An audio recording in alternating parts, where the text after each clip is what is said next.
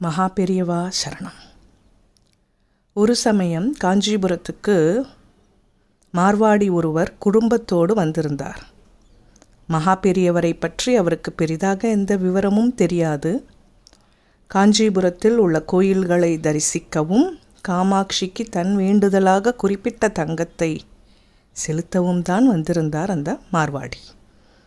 வந்த இடத்தில் காமாட்சி கோயிலுக்கு போகும் சமயத்தில் கொஞ்சம் நேரமாகிவிடவே நடை சாத்திவிட்டதால் அங்கே இருந்த ஒருவர் சொன்னதை வைத்து ஸ்ரீமடத்துக்கு மகா பெரியவரை தரிசிக்க வந்திருந்தார்.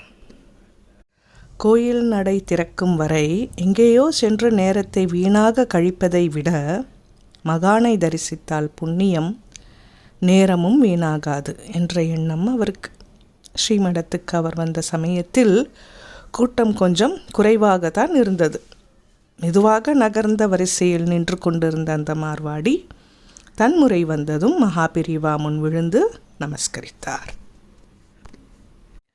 சுவாமி, நான் இதற்கு முன்னால் உங்களை பற்றி கேள்விப்பட்டது கூட இல்லை. கோயில் தரிசனத்துக்கு தான் வந்தேன்.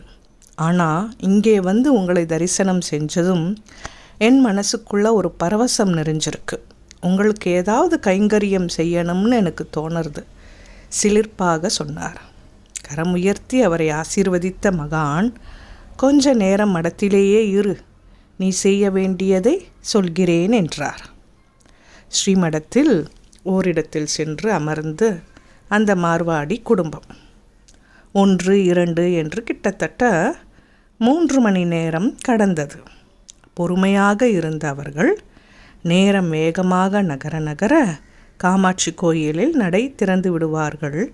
சரியான நேரத்துக்கு போனால் அம்மனை தரிசித்து விட்டு மேலும் சில கோயில்களையும் பார்த்துவிட்டு புறப்படலாம். மகான் இன்னும் எதுவும் சொல்லவில்லையே என்று மனதிற்குள் எண்ணம் அலைமோத தவிப்புடன் அமர்ந்திருந்தார்கள். அந்த சமயத்தில் தன் மகளோடு வந்து மகானை பணிந்து கொண்டிருந்தார் ஓர் ஏழை. பெரியவா, இவள் என்னோட சீமந்த புத்திரி, மூத்த மகள். அன்றாட பாட்டுக்கே கஷ்டப்படுற சூழல். இந்த நிலைமையில் இவளுக்கு வயசாகிண்டே போகிறதால கல்யாணம் பண்ண வேண்டிய சுமையும் சேர்ந்துடுது. சொந்தத்திலேயே ஒரு வரன் இருக்குது. ஆனால் காலனா காசு கூட கையில் இல்லாததால் போய் கேட்கறதுக்கு கூட தயக்கமாக இருக்குது. நீங்கள் தான் இவளுக்கு திருமணம் கைகூட அனுகிரகம் செய்யணும், தழுத்தழுப்பாக சொன்னார் அந்த ஏழை. கரம் உயர்த்தி ஆசீர்வதித்த மகான், கொஞ்சம் இரு என்று அவரிடம் சொல்லிவிட்டு கொஞ்சம் தள்ளி உட்கார்ந்திருந்த மார்வாடியை விரல் சுடுக்கி கூப்பிட்டார். பவ்யமாக வந்த அவரிடம், காமாட்சி கோயிலில் தரிசனம் பண்ணிட்டு உண்டியலில் செலுத்தணும்னு 13 பவுன் தங்க நகையை எடுத்து கொண்டு வந்திருக்கிறாயே, அதை இவரிடம் கொடு. நீ நேரடியாக அந்த காமாட்சியிடமே சேர்ப்பித்த புண்ணியம் உனக்கு கிடைக்கும்னு சொன்னார் மகான். அதை கேட்டதும் அப்படி அதிர்ந்து போனார் அந்த வடநாட்டுக்காரர். கோயில் உண்டியலில் போடுவதற்காக தான் நகையை கொண்டு வந்த விஷயத்தை அவர் தன் குடும்ப உறுப்பினர்களிடம் கூட சொல்லவில்லை. 1 பவுன், அரை பவுன் என்று சின்ன சின்ன நகைகளாக சேர்த்து மொத்தமாக 13 பவுனை ஒரு முடிச்சாக கட்டி பெட்டியில் பத்திரமாக வைத்து எடுத்து வந்திருந்தார். அது எப்படி இந்த மகானுக்கு தெரிந்தது? காமாட்சி கோயிலில் அதை செலுத்த தீர்மானித்தது இங்கே உட்கார்ந்திருந்த நேரத்தில்தான். அதையும் அல்லவா இவர் சொல்கிறார்?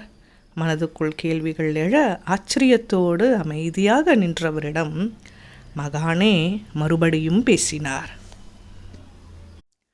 என்ன, காமாட்சிக்கு கொண்டு வந்ததை இந்த பொண்ணுக்கு எப்படி தரதுன்னு யோசிக்கிறையா? கேட்டவர் அந்த பெண்ணை பார்த்தார். உன்னோட பேர் என்னன்னு எல்லோருக்கும் கேட்கிறாப்புல சொல்லு சொன்னார். காமாட்சி. அவர் சொன்னது அங்கே எதிரொலித்தது. மார்வாடி மட்டுமல்ல, அங்கே இருந்த எல்லோருமே ஆச்சரியப்பட்டார்கள் இப்போது. காரணம், அங்கே வந்தது முதல் அந்த பெண்ணோ அவளது தந்தையோ அவள் பெயரை சொல்லவே இல்லை. அப்படி இருக்க அவள் பெயரை எப்படி தெரிந்து கொண்டார் மகான்? அப்புறம் என்ன, கோயில் உண்டியலில் சிரித்து கொண்டு வந்த நகைகளை அப்படியே முடிச்சாக எடுத்து மகான் முன்னிலையிலேயே மிகுந்த சந்தோஷத்தோடு அந்த ஏழை பெண்ணிடம் கொடுத்தார் மார்வாடி. வடநாட்டு மார்வாடிக்கு புண்ணியமும் ஏழை பெண் திருமணத்துக்கு பொருளும் கிடைக்க அனுகிரகம் செய்த மகானின் தீர்க்க தரிசனத்தை நினைத்து சிலிர்த்து போனார்கள் எல்லோரும். ஹரஹர சங்கர ஜெய ஜெயசங்கர். மகா பெரியவா சரணம், குருவே சரணம். சப்ஸ்கிரைப் செய்யாதவர்கள் சப்ஸ்கிரைப் செய்யவும், மற்றவர்களுக்கும் பகிரவும்.